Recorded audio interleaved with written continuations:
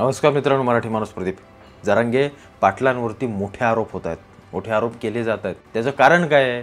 त्याचं कारण असं आहे की त्यांचे मेहुणे म्हणजे ते सांगतात की माझा कोणी पाहुणा चिटकवला जातोय, मला काही बदनाम केलं जातं आहे, काय असेल ते असेल. पण बाहेर जे माध्यमांमध्ये फिरतं आहे तिथली जी लोकं काही माध्यमांना जे काही गोष्टी सांगायच्या आहेत ते सांगतात की ते त्यांचे मेहुणे आहेत. कुणाचे? जरांगे पाटलांचे.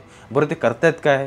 ते करतायत अवैध वाळू उपसा, अवैध वाळूची तस्करी किंवा या असल्या तस्करी असले शब्द लावावे लागतील. बरं, आता या सगळ्या गोष्टींची सविस्तर आपण माहिती घेऊ की हे जो वाळूचा धंदा आहे, ही जी वाळू उकाडणं आहे हे महाराष्ट्रामध्ये इलिगल आहे. ते काय आज नाही आहे, म्हणजे 10-15 वर्षापासून त्या सगळ्या गोष्टी चालू आहेत. म्हणजे काही जण पैसे देऊन या सगळ्या गोष्टी चालवतात, आजपर्यंत चालत आल्यात. पण तसं बघायला गेलं तर शासकीयरित्या हा नियम काय जरांगे पाटलांसाठी म्हणून आजच काढला आहे आणि त्यांच्या मेहुण्यावरती लादला आहे असं नाही आहे. त्याला इतिहास आहे, त्याला मागची पार्श्वभूमी आहे.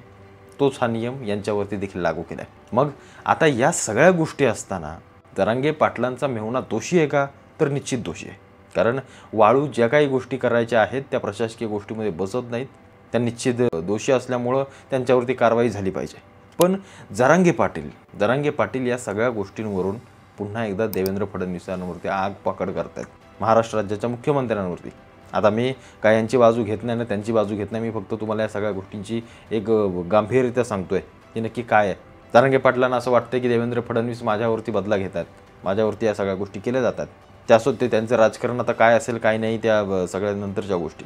पण मनोज जरांगेंकडून महाराष्ट्र राज्याच्या मुख्यमंत्र्यांचा अपमान करणं ही बाब थोडीशी चुकीचीच वाटते. एकेरी उल्लेख करणं, काहीही बोलणं. जर गनिमा करशील किंवा तू असा मराठ्यांचा तिरस्कार करशील आणि तू मराठ्यांना संपवण्याच्या भाषेत येणार असेल, तुझ्या पोटात एक खोटात एक हे दाखवण्याचा प्रयत्न करत असेल, ज्यावेळेस तुझ्यावरती वेळ आली त्यावेळेस तू रडून, म्हणजे ते देवेंद्र होता पहिला की वर होता कुठेतरी तो त्याच्यावर संकट आली, ते रडत ब्रह्मदेवाकडे महादेवाकडे पळायचा. तसं तुझ्यावर वेळ आली की तू रडत मराठ्यांच्या वाटावर येतो. आणि एकदा तुला कधी मिळाली की ते माझाल्यासारखं जे वागणूक आहे ना ती मला पसंत नाही. आम्ही पाठीमागचे 3 महिने निवडणुकीच्या आधीचे आणि निवडणुकीच्या नंतरचे आताचे 3 महिने एक ब्रश शब्द त्या माणसाला बोलला. आम्हाला अशी आशा होती की मराठ्यांनी सांगावं आणि फडणवीसने करावं, अशीच प्रक्रिया होईल. ही आमची भोडी भावना आहे गरिबांची. पण गरिबांच्या लेकराच्या भवितव्याशी खेळायला लागला आरक्षणामुळे. पुन्हा केसेस कमी करायच्या सोडून तू वाढवायला लागला.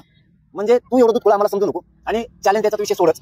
पण तुला पुन्हा एकदा सांगतो, तू नादाला लागू नको छान असेल तर, कारण मला काय समाजापेक्षा पुढे कळत नाही. आणि या समाजाच्या जर ध्यानात आलं की तू गोड बोलून टाकायला मराठीची परिस्थिती असेल तर हेच मराठीची पोरं तुला रस्त्याने सुद्धा नाही द्यायची. म्हणजे हे धमकी नाही, मी तुला तळतळ सांगतो गरिबाची काय असते. म्हणजे असं बोलणं जसं काय हा माणूस म्हणजे त्याला कोणतरी आपला खालचा एखादा येडा गबाळाच आहे. राज्याचा मुख्यमंत्री आहेत, राज्याच्या एका सर्वोच्च पदावरती ते येऊन बसलेत. याचा अर्थ असा नाही आहे की आपण त्यांना काहीही बोललं पाहिजे. आपल्याला मराठ्यांना आरक्षण घ्यायचं आहे, मिळालं पाहिजे. प्रत्येकजण त्या मताचा आहे. पण ते आरक्षण मिळत असताना आम्ही आमच्या तोंडाला येईल ते आम्ही बोलू असं निश्चित चालणार नाही. हेच जरांगे पाटील 1-1.5 वर्षापासून झाले 8 ते 10 वेळा उपोषणाला बसलेत, पुन्हा उपोषण सोडण्यात आले, पुन्हा एकदा बसलेत, पुन्हा एकदा सोडण्यात आले. अनेक जण लोक सांगतायत की या जरांगे पाटलांनी समाजाचा खेळ करून टाकलाय. आता निश्चित खेळ केलाय का? तर या सगळ्या गोष्टी लोकांवरती सोडल्या पाहिजेत. लोकांना काय वाटतंय काय नाही ते लोकांजवळ, कारण प्रत्येकाची वेगवेगळी मतं आहेत. जरांगे पाटील मराठा आरक्षणासाठी मराठा समाजाच्या वतीनं उभे राहतात, ही गोष्ट निश्चित योग्य आहे. कारण समाजाचं प्रतिनिधित्व करतात, त्याच्यामध्ये काही वावगं नाही आहे. पण समाजाचं प्रतिनिधित्व करत असताना आपली वागणूक, आपली प्रत्येक गोष्ट ही खूप महत्त्वाची असते. आपल्या मागं समाजाची ताकद आहे याचा अर्थ आम्ही कुणालाही काहीही बोलत सुटू असं होत नाही. आम्ही भारताच्या पंतप्रधानांना काही बोलू, आम्ही एखाद्या मंत्र्यांना काही बोलू, आम्ही मुख्यमंत्र्यांविषयी काही बोलत बसू, या गोष्टी निश्चित चुकीच्या आहेत. याच्या मागं जरांगे पाटलांनी तर देवेंद्र फडणवीसांना खूप काही घाणेरड्या दर्जाच्या गोष्टी बोललेल्या आहेत. ते तेव्हा राज्याचे उपमुख्यमंत्री होते, आज मुख्यमंत्री आहेत. एक सर्वोच्च पद आहे या राज्याचं, ते गृहमंत्री आहेत. पण कुठेतरी समाजाच्या ताकदीवरती मी काहीही करेन, मला कोणाचं काहीही घेणं देणं नाही, या आविर्भावामध्ये राहणं निश्चित चुकीचं आहे. कारण ज्या विश्वासाने तुम्ही समाजाचं प्रतिनिधित्व करताय त्या समाजाचा विश्वास कुठे ना कुठेतरी तुमच्यावरती कायमस्वरूपी असणं अत्यंत महत्त्वाचं आहे.